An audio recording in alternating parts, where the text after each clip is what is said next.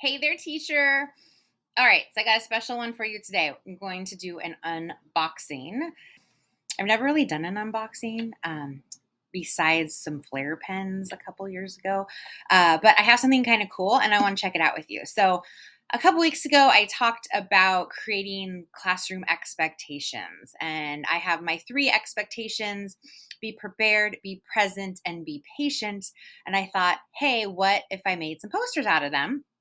Make a little more legit. So I used my Canva account to make the posters, and then I printed them directly from Canva. And I hear that Canva is free for teachers. So you might want to go check that out. I don't get a commission from Canva. I don't work for Canva. I just really like Canva and I heard that it's free. So might as well check it out, right? The posters were about $33, so $11 each. And I want to see with you what they look like. So first of all, comes in this really cute box.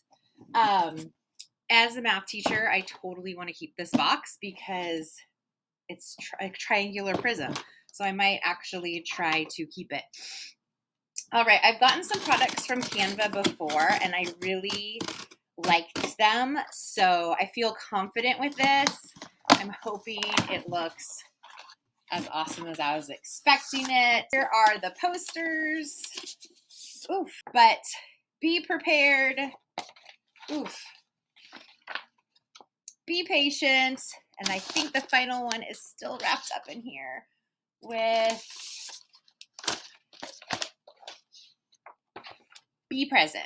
All right. So what I'm going to do is I'm going to head into my classroom. I might go check it out this week just to kind of, reorient myself and get ready for re-entry. But next week I'll be hanging those up.